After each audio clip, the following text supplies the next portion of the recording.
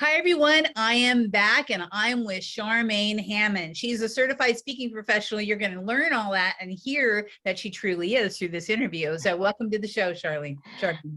Thank you so much, Kathy. Looking forward to the conversation today. As I call you, Charlene. Yeah, there you go. It's good to have you on the show. You've been speaking for quite a long time. How did you get into that? Like, what's the backstory of how you became a speaker and also we'll talk about sponsorship a little bit later. Let's hear your backstory a little bit. Well, the backstory actually started out in jail. I was a correctional officer after I finished high school. I worked in the correctional system for about 10 years. And then when we moved to another city, the city that we moved to, the jail wasn't actually open. So I needed to go find a new career. And I ran a nonprofit organization, worked for health. And in the meantime, I went back to school, got a master's degree in conflict analysis and management. And then shortly thereafter got certified as a mediator and opened up my own mediation, dispute resolution, and training company. And that's where I started getting into training and speaking, was about 30 years ago now. Wow. So the jail was closed. That's quite on it. That's quite you need to close all the jails, in my opinion. But you know, there was a lot of people in the community that could have easily filled it, but it wasn't open for business at the time. What were you doing in the jail? I was a correctional officer, so a jail guard. Yes. Okay. So that had a lot of probably mediation kind of happening with it, didn't it? It did. And a lot of de-escalation, a lot of negotiation skills to keep the inmates and the staff safe and just to get through having a good 12-hour shift. And it was when I left the correctional system that I actually found that I was missing that sort of the process of how people come together in a really difficult conversation and figure out a solution together. And that's what kind of spurred me on to go get trained as a mediator. And of course, all the skills that I had working in corrections, being able to respond, in violent situations, deal with some really nasty conflicts, that came in very handy when I became a mediator.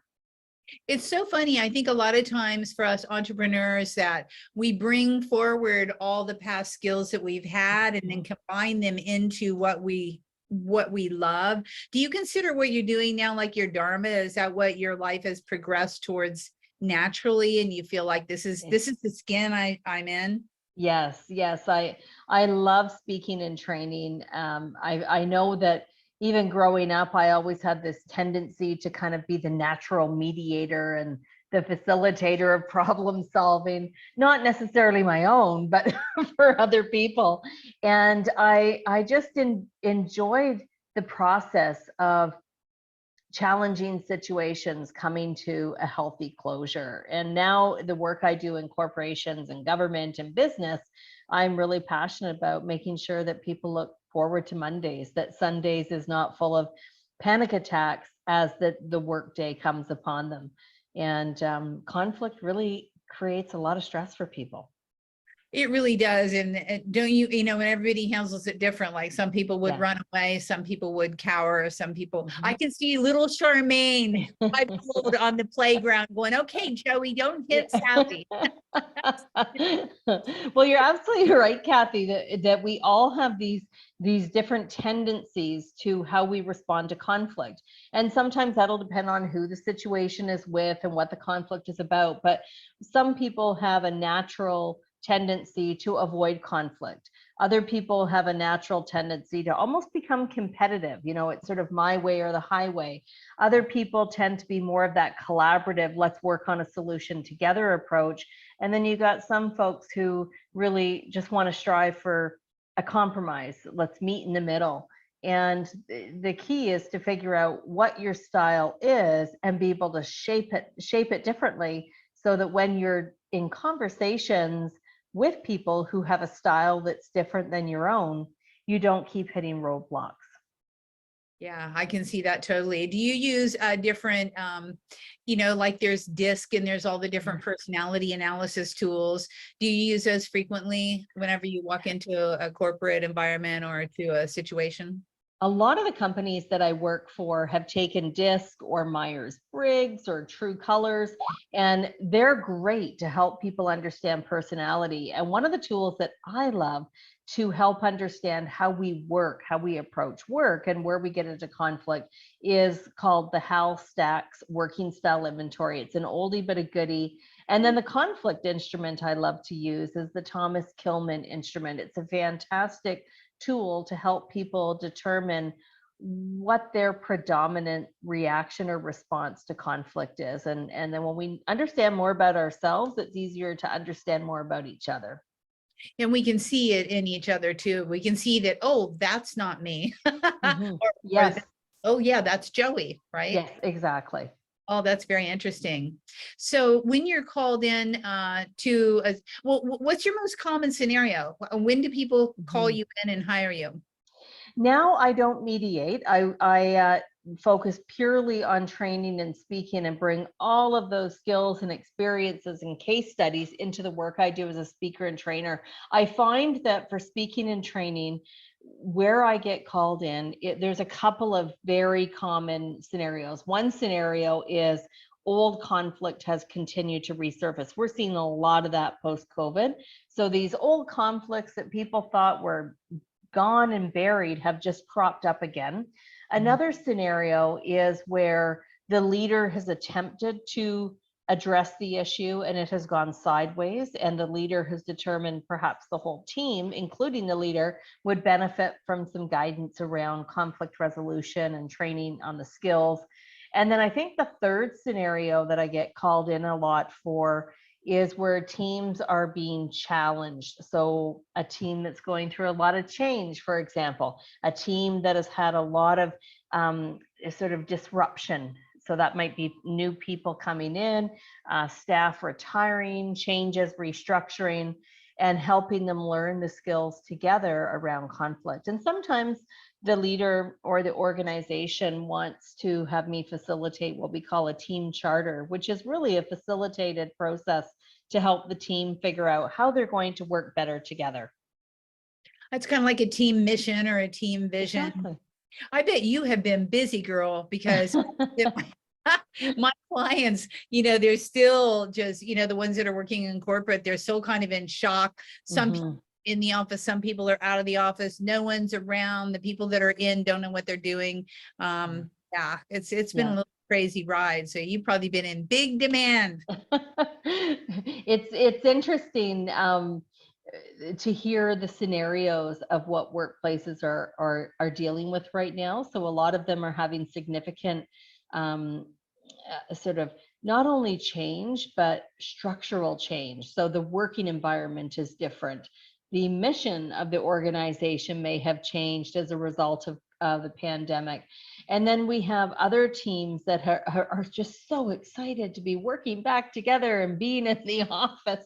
And then we have teams that are still trying to figure it out. They're still in a state of flux. And we know that with change, it's very common that when organizations go through any type of change, it is very likely that conflict will emerge. And that sometimes are how we respond and cope with change. Not all of us welcome it. Not all of us have great skills to deal with change. And then inevitably conflict starts to bubble up. Absolutely. Tell me a story about what your most recent, tell me a post-pandemic client situation. Give me a story. Well, one scenario that I can think of was an organization that had gone through not only a lot of internal change, so some people working from home, some people in the office, but this particular team had amalgamated with another team. And it was kind of an interesting amalgamation because both of the teams, both of the departments, it didn't appear on the surface that there was clear alignment for these two teams to be matched. However, as time went on, it became very apparent. But what had happened is there was one of the teams that was amalgamating was very seasoned. So these were people that had worked together for a very long time, several of them approaching retirement. So there was a really strong footing with the team. They were able to just kind of look at each other and know what each other meant, or it was thinking, or was feeling.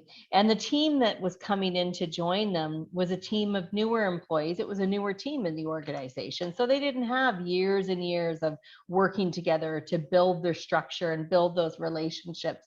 So there was a lot of, I'm going to use the word apprehension. So just this sort of distant apprehension between people. And you could actually feel it when I went in to do some training. You could feel kind of an odd energy.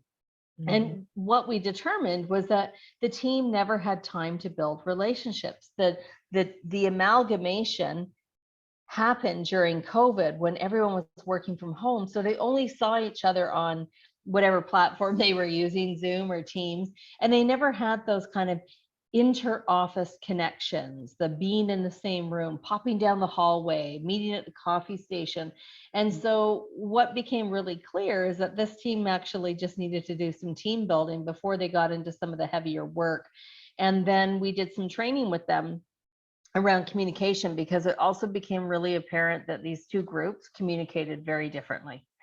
And part of that was the relationships that existed. So communication and lack thereof was one of their biggest sources of frustration. And so the team, we did a shortened version of a team charter where the team basically agreed. They created it and agreed to how they were going to work together, how they were going to handle some of those challenging, tough conversations, what they expected of each other, and then how they were going to continue to build team together. And this is a team now who, the advantage of being trained together is they're all working from the same set of reference, the same language, and they all went through this together. That being said, not everyone responds with excitement to conflict resolution training, because sometimes training brings up triggers for people. And so it was also a really good opportunity for the team to actually build relationships through the training process. And they're actually hopefully in person doing this at this point. Correct? Yes. And I think they have kind of a bit of a hybrid situation, but some of the things that still happen as a group in person are their regular team meetings, and they have those weekly now, which has really allowed more opportunity, I guess, for the team to build trust, because there was two groups and two different levels of trust. And so each group trusted their own group, but they hadn't yet formed the bridge to trust each other. Right. So do you do team building activities and all that as well? We do. And even in training, when I do training programs, I always build in interactive experiential training. So we're not just talking role plays, which generally scare people anyhow. We're talking different opportunities to practice and to build confidence with the skills, and role plays might be one of those ways, but we also do other activities so that individuals are learning about themselves and learning about their colleagues. Yeah, and they can throw away their fears and just have a little bit of fun and then get insight on each other. Exactly. I can see how you would be invaluable. I worked for the port, and they had combined the marketing and communications department. Mm-hmm. I was called in. There wasn't someone like you, which could have been very, very useful, because again, I could tell that there were two completely different dynamics going on. Mm-hmm. And between marketing and communications, you would think that it would be congealed, but it really was, it was challenging. And obviously I was for other things than conflict resolution. Mm-hmm. But, I think anytime that there's any type of a shift in a corporate structure, there's always going to be that tension. There's always going to be like, who's doing what? Oh, they knew it better than I, or they think they knew it better than I. I can see how your service is completely valuable for any corporation going through change. And when it comes to smaller companies, because I know a lot of our people that are listening here are women entrepreneurs, solopreneurs who are building small teams. Is there any advice that you would give them as they are starting to build and enlarge their company?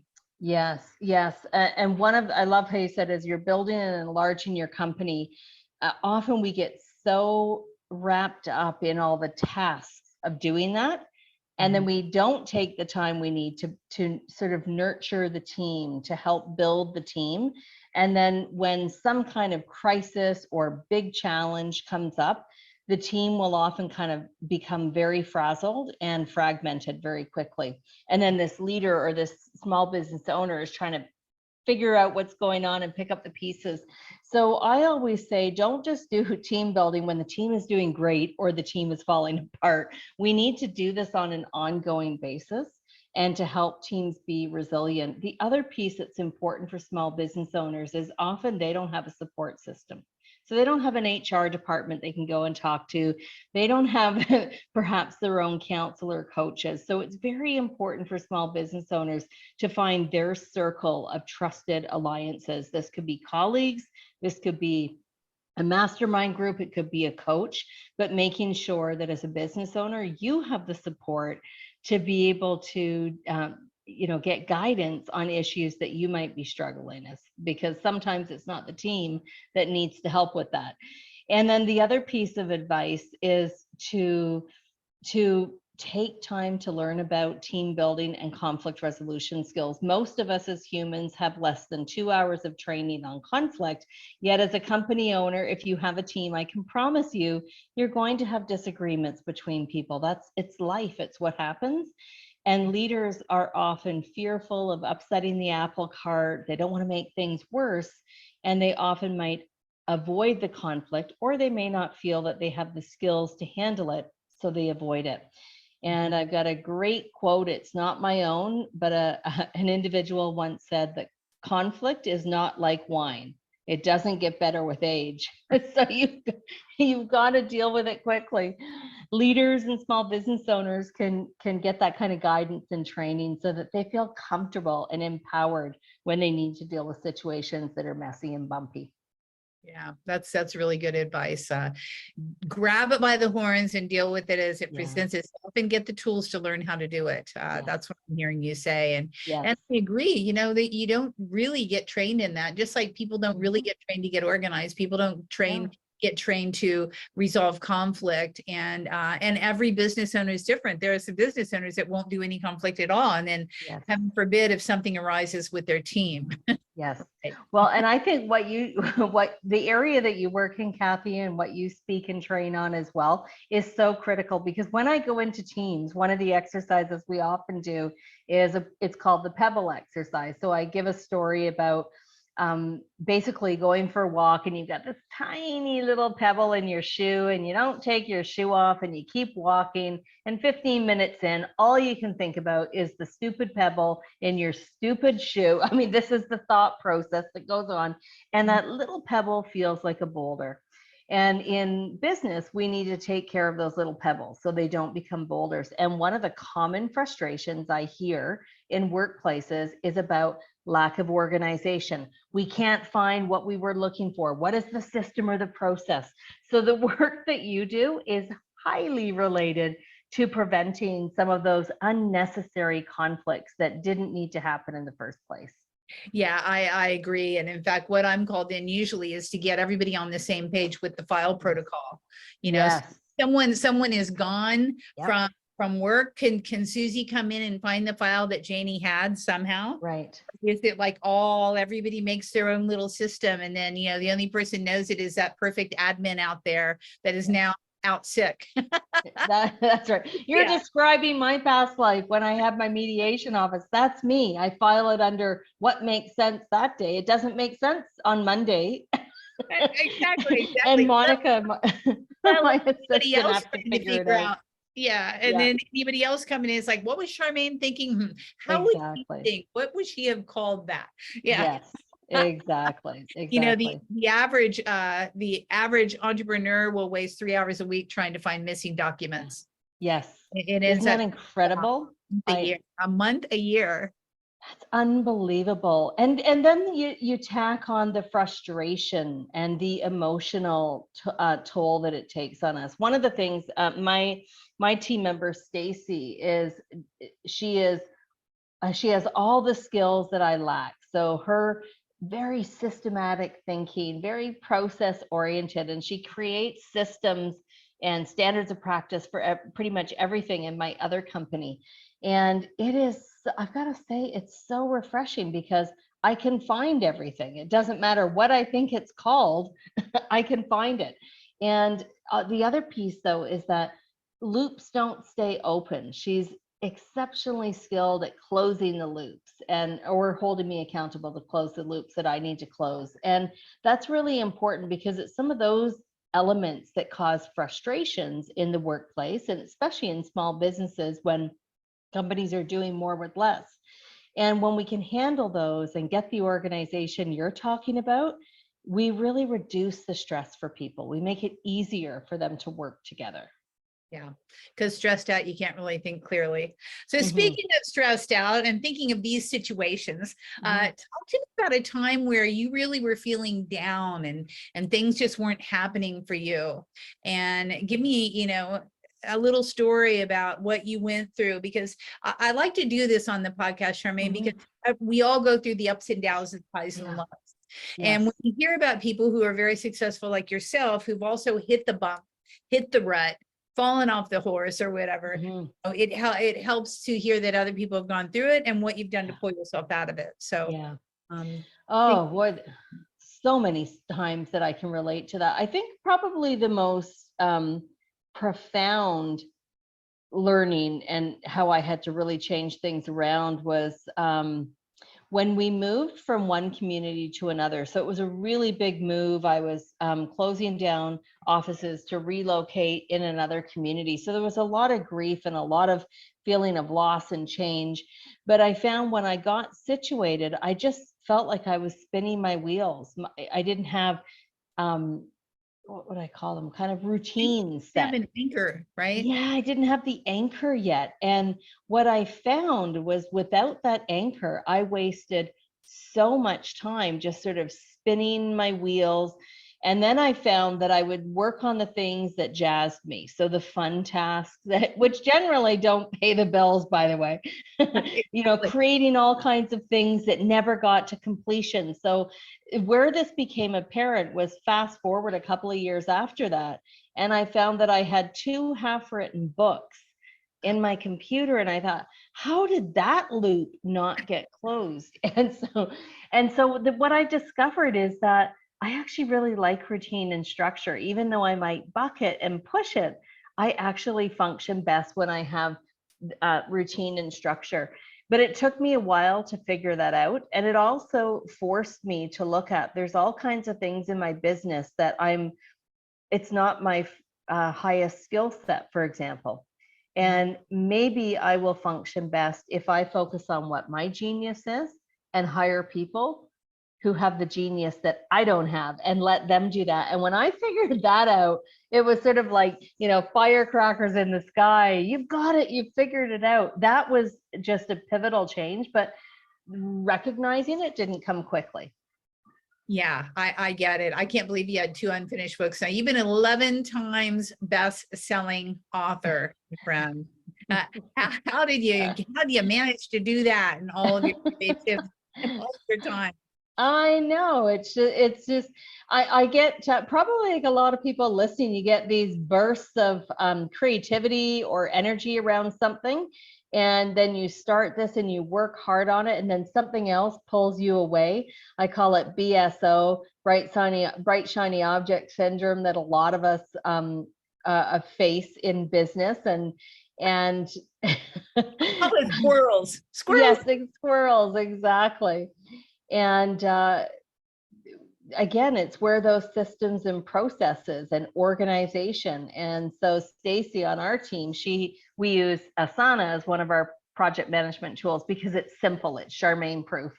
And you can't break it.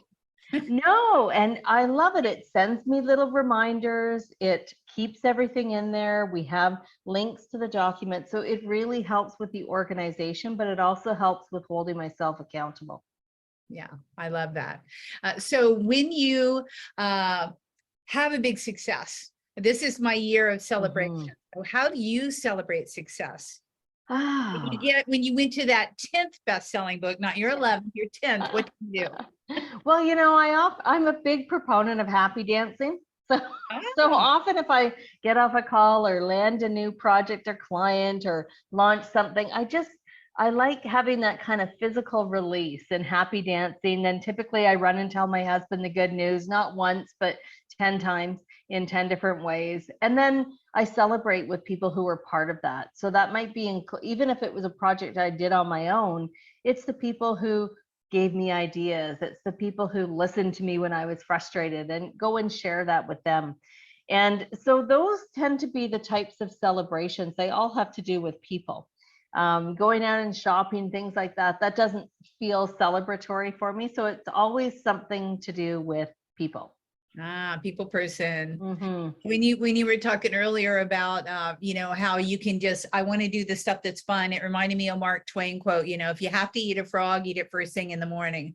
Yes, exactly. That's what we all need to do. Although, it's more fun to do other things for sure. Exactly. Yeah, So, do the toughest things when you have the most amount of energy. yeah. And, I was thinking about that quote a lot lately because, the very first top of the day is not when I'm most productive. So I'm going to have to argue with Mark about that. I would eat the frog at like 1 or 2 in the afternoon because that's when I'm on fire and jamming out. And right.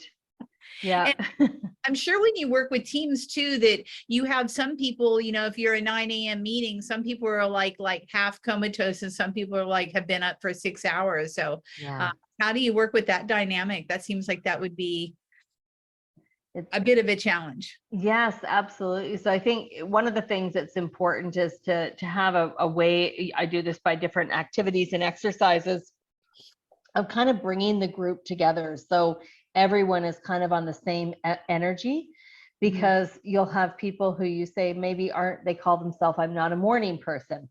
And then you have other people who say they function best at, starting at 6 a.m. And so when we can find a way of uniting everybody, getting them on the same page, as you said earlier, they're going to do whatever it is they're doing much better. And it's also about understanding that about each other. One of the teams I worked with, they had a couple people who were clearly not morning persons. And that was the hunch that I had when I walked into the room. But it was being perceived by the teams as, oh, they're disengaged. Oh, they don't want to be here. Oh, they don't care. So there were some pretty big assumptions going on. And when we had a chance to do a bit of an exercise, and these two individuals said, I don't do well in mornings. Like if I could start my work day at 10 and work till 6, I'd be great. And other people were saying, 6, you want to end at 6? I'm doing dinner with my family then. And so it was important to talk about the differences, that our way isn't necessarily everyone else's way. That's fantastic.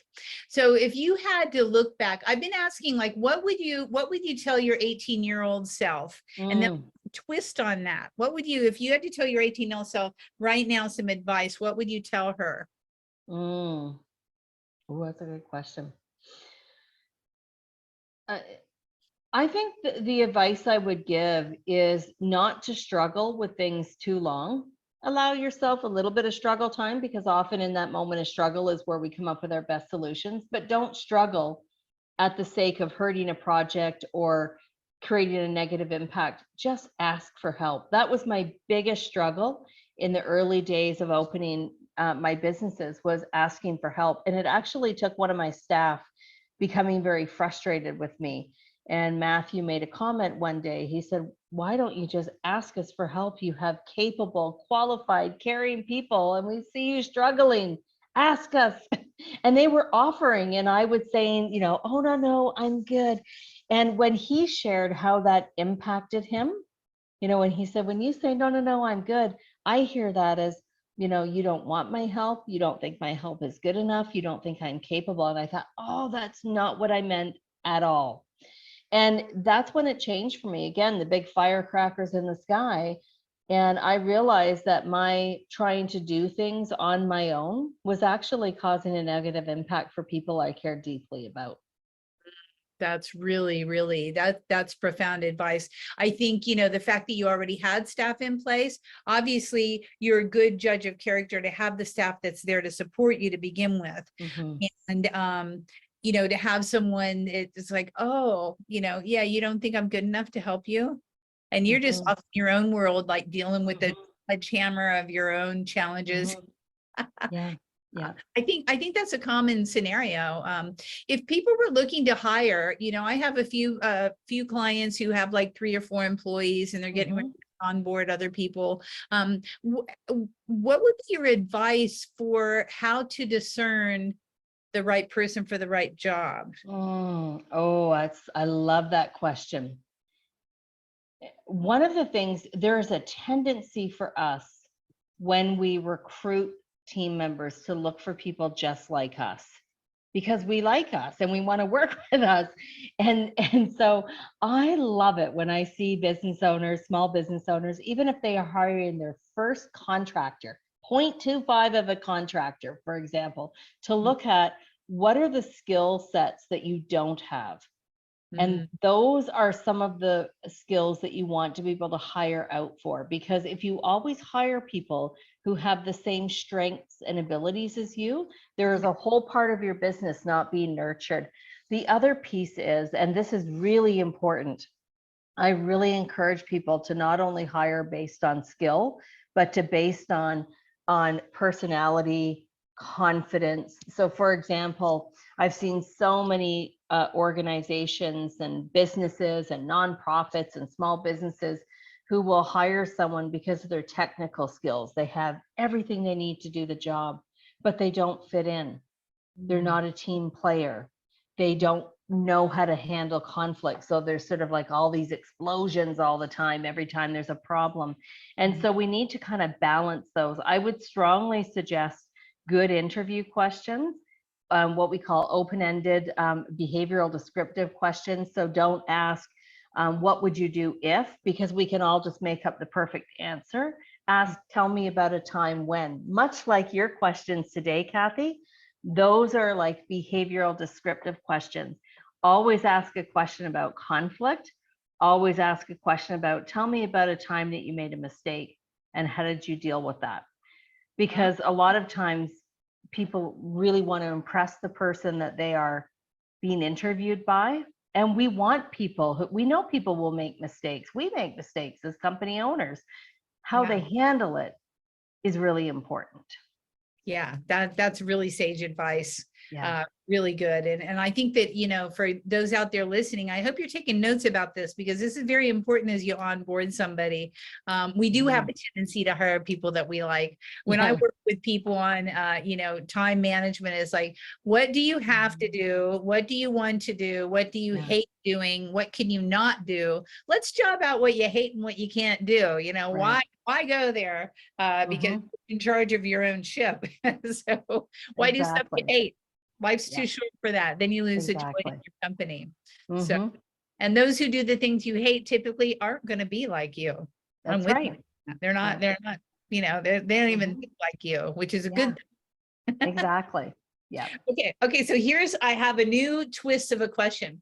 So your 5-year-old self, what would your 5-year-old self tell you now, Charmaine? What would the advice for your 5-year-old Mm. tell you about your life? Mm. My 5-year-old would probably come bursting into a room with colorful toys and a ball saying, "Stop, it's time to play, take a break." Because I love what I do. It doesn't feel like work, and it can very quickly, you can put in a lot of hours. I bought a Fitbit so that it forced me to recognize my wrist vibrates every 50 minutes to tell me to get up. And when I'm done the podcast with you, I get up and I do my steps. And I could become rooted when I'm engrossed in something that I love to do. And that's what the 5-year-old would say. Come on, step away, time to play, time for a break. Yeah, I think that's what every 5-year-old would tell any of us, Yeah. I would say, where's your bubbles? Let's go blow some bubbles for a little while. Yeah. Yeah. That's so funny. Yeah, it's a good question. Okay, so you have something valuable for these kiddos here who are listening and for our esteemed entrepreneurial audience. What would you like to offer them? Well, one of the things, I'm happy to hop on a call with people. So happy to set up a discovery call, and you can just email me. Let me know that you heard about me through Kathy's podcast. That's important. And then the other piece is that we have some amazing ebooks that I would be happy to send the links to, Kathy, that can help people with not only building relationships and navigating conflict, but also learning how to work collaboratively with other businesses and other organizations. I love that. I love that. That's very valuable. And what I'll do is I'll put the links below the Perfect. podcast so that you folks can grab the link and call, definitely grab the call with Charmaine. That's hugely valuable. That's worth a lot of money there. And it's very gracious of you. Is there anything that you wanted to talk about that we've not discussed here? One of the links I'll send you is for a film called Back Home Again, which I'm the executive producer of. And I raised that because the film was created to be a conversation starter about mental health. And a lot of organizations right now, it doesn't matter if it's a one-person business or a large corporation, mental health has really been impacted for people during the pandemic. And the film is actually based on a community that went in Canada that went through a extremely expensive and impactful forest fire in 2016. And the film is based on that story. The characters in the forest are all little animals, and they're voiced by an incredible voice cast of celebrities who all contributed their time and voice to the movie. So Michael J. Fox, Martin Short, Kim Basinger, Ed Asner, and the list goes on. And I would love people to take a look at the film. It's a 30-minute film, so it's not a big time commitment, but it really challenges us to think about the importance of community connection, coming together to support one another during difficult times, and taking time to nurture our own mental health or well-being. Well, congratulations. That's your life encompassed into a film. I can't wait to watch it. So that's great. So you're going to send the link for this? I will send you the link for that. Oh, I can't wait. Okay, that's going to be really good. We'll put the link below in the show notes as well for you folks. Thank you. If you can't find the links, if you're on Apple or Spotify, just go to the podcast Organize and Energize, and you can find it there. Perfect. Okay, great. One more thing. I know you're the sponsorship queen. I had forgotten to ask you about that. So talk to me a little bit about if people are looking for sponsorship, how does it work? What's the first or second step? We don't have a lot of time to go in, but everybody's looking for, there's a lot of people out there looking for sponsors. So put it that way. Absolutely. Absolutely. So sponsorship is a marketing relationship. And I say that right off the bat because a lot of people think that sponsorship is free money or it is a handout. It's not. It's a marketing relationship where you can work collaboratively with other businesses or businesses that are larger than yours. The key is that you need to be aligned. There needs to be some alignment in values. There needs to be alignment in kind of the objectives of why you're going to work together. But sponsorship can really be a way of helping small businesses grow their business monumentally and being able to tap into other people's audiences, quite frankly. So a couple of things to know, and I'll actually give you a link for an ebook, Kathy, that walks you right through our 7-step model. So it shows you from start to finish what has to happen for sponsorship to become a reality. We need to research the companies that we want to partner with or the businesses we want to partner with. We have to know in advance, how can we recognize a partner or a sponsor? It's more than just slapping people's logos somewhere. How do we recognize sponsors in meaningful ways? How do we build those relationships? How do we create opportunities in our business for sponsorship? So my first 40 sponsors that I had as a small business were, I had a clothing sponsor, I had a travel sponsor, a printing sponsor. I had a makeup sponsor. I had my makeup, my salon would actually do my hair and makeup every time I was appearing on TV or at events. I had a health product sponsor, and the list goes on and on and on. So the big tip is with sponsorship, you always want to start local with people that you know or have a relationship, or brands and products that you use and love. So a great little exercise is to look at your credit card statement and your bank account and see, where are you spending money? Probably on your cell phone, probably on clothing, probably on going out for dinner or coffee. And these might be the very first businesses that you approach to be a sponsor or to collaborate with you on projects. Wow. Okay. That's great advice. And I know that people are going to jump at that. I'll definitely put that link in there.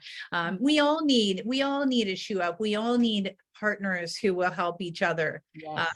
Partners who will help us, that we can also help them grow their base. So, Mhm. and we all have more assets than what we think we have as Yep. far as, working with sponsors. And you taught me that as we went through last year through the EBC sponsorship. So Yes. I really appreciate your time, and it's been really a pleasure. I can't wait to watch this movie back home again. I love forests and I love animals, and Aw, we're approaching fire season, so I think it's going to be we very are. as well for those out here, well, everywhere. Mhm. Fire is fire. So It is. thank you, Charmaine, for your Thank time. you so much, Kathy. And until next week, gang, I'll be back and I'll see you then.